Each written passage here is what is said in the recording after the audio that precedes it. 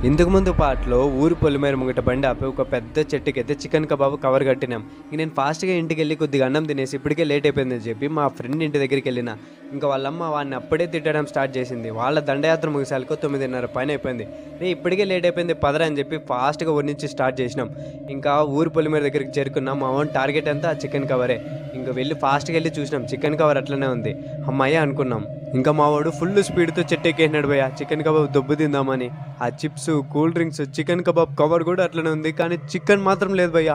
ఆ టైంలో ఎవడొస్తార్రా సామి! ఇంక చెట్లేమో ఊగుతున్నాయి. గాలి ఫుల్లు స్పీడ్‌గా వస్తుంది.